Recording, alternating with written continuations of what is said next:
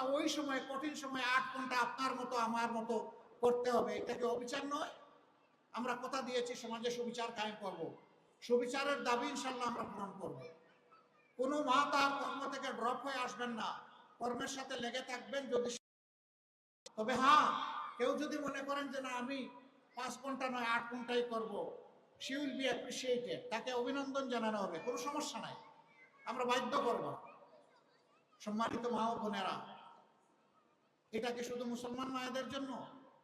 Of course not. এটা মায়ের জাতির যারাই হবেন, যে ধর্মেরই হবেন, তাদের সকলের জন্য। তবে একটা জিনিস আমরা ফিল করি, চলাচলের সফরে প্রয়োজনে আপনাদেরকে বিভিন্ন মার্কেটে একান্ত প্রয়োজনে যেতে হয়, কিন্তু পুরুষদের জন্য পর্যাপ্ত ওয়াশরুম, নামাজের জায়গার ব্যবস্থা থাকলেও মহিলাদের জন্য, নারীদের জন্য সেটা থাকে না। আল্লাহ যদি আমাদেরকে এই সুযোগ দেন, জায়গায় জায়গায় দিয়ে দেওয়া হবে, এটা নিশ্চিত করতে হবে। পুরুষরা দৌড়াদৌড়ি ছুটাছুটি করতে পারবে, আমার মা যাবে কোথায়? যার সবচেয়ে প্রয়োজন তার জন্যই কোনো ঠিকানা নাই, যার প্রয়োজনটা ছোট তার জন্য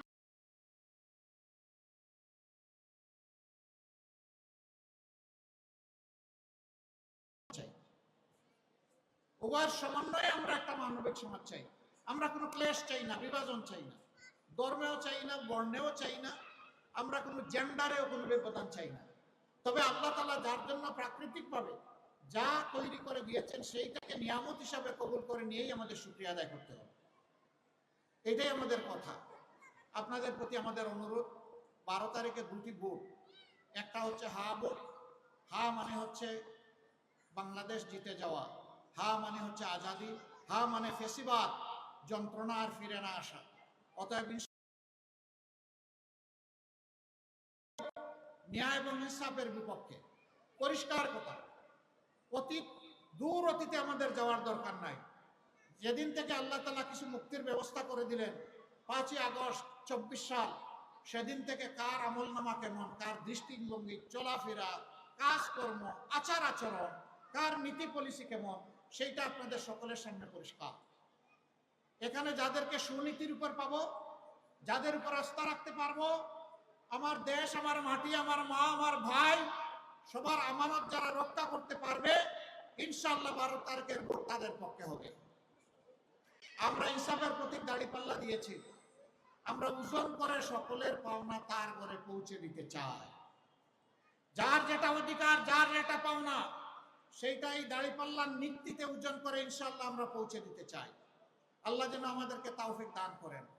মায়েরা আসুন, মানবতার বিজয়ের জন্য, আল্লাহর দ্বীনের বিজয়ের জন্য, একটি সুষ্ঠু, পরিশীলিত, সভ্য, উন্নয়নমুখী সমাজের জন্য আমরা এগিয়ে যাই।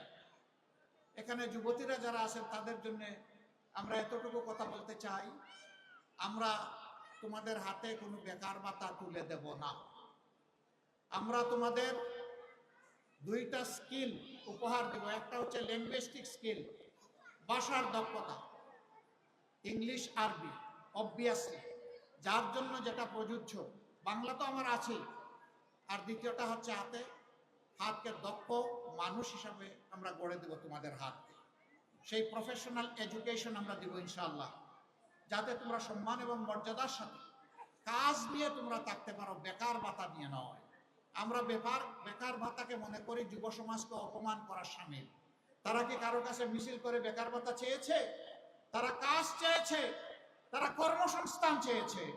আমরা তাদের হাতে ইনশাআল্লাহ কাজ এবং কর্ম তুলে দেব, তাদেরকে সম্মানিত করব, তারা সম্মানিত করবে জাতিকে এবং দেশকে। আপনারা আমাদের জন্য দোয়া করবেন। 12 তারিখের এই বিজয় বাংলাদেশ জামাতে ইসলামের বিজয় না হয়ে 12 তারিখের এই বিজয় হোক 18 কোটি মানুষের বিজয়। 18 কোটি মানুষের বিজয় যদি হয়, আলহামদুলিল্লাহ, এটা হবে জামাতে ইসলামের বিজয়। আমরা কোনো ব্যক্তি, গোষ্ঠী, পরিবার, দলের বিজয় চাচ্ছি না। আমরা চাচ্ছি সত্যিকার অর্থে মানবতার বিজয়, 18 কোটি মানুষের বিজয়। আমাদের চোখে সকলেই সমান। নাগরিক হিসাবে এই দেশে যারাই জন্ম নিয়েছেন, যারাই বসবাস করেন, আমরা সবার প্রতি শ্রদ্ধাশীল। তার ধর্ম বর্ণ আমরা দেখব না। তিনি আশরাফুল মাখলুকাত, একজন মানুষ। আমাদের বিবেচনার জন্য এটাই যথেষ্ট। কষ্ট করে আপনারা এসেছেন, আপনাদের জন্য ঘর থেকে বের হওয়া অত সহজ না। এই যে এখানে ফুলপুরিদের মেলা, এখানে সব ফুলের কলিগুলা সবাই চলে এসেছে এখানে, এসে তারা এনজয় করতেছে। এদেরকে নিয়ে সামলিয়ে আপনাদের এইখানে আসা, আবার নিয়ে যাওয়া, আপনাদের এই স্যাক্রিফাইস, এই ত্যাগ আল্লাহ তাআলা কবুল করুন দেশের জন্য, জাতির জন্য।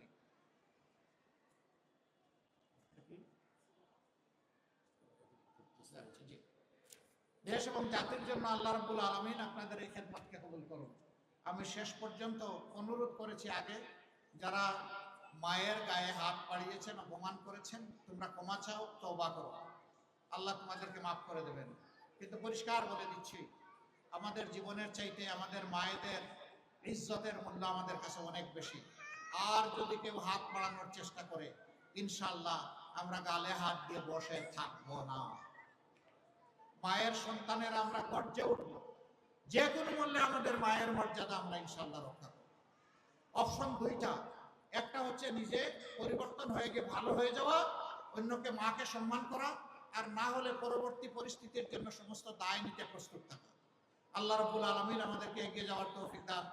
আমরা কোনো অপশক্তির কাছে মাথা নত করব না, মাথা নত করবো একমাত্র আল্লাহ রাব্বুল আলামিনের শানে। আর কোথাও মাথা নত করার কোনো প্রশ্নই উঠে না। সেই দেশটা, সেই সমাজটা আমরা করতে চাই। আল্লাহ হাফেজ। বাংলাদেশ জিন্দাবাদ, বাংলাদেশ জামাত ইসলামী জিন্দাবাদ, 11 দলীয় নির্বাচনী ঐক্য জিন্দাবাদ, ঐক্যবদ্ধ বাংলাদেশ জিন্দাবাদ। আসসালামু আলাইকুম ওয়া রাহমাতুল্লাহি ওয়া বারাকাতুহু।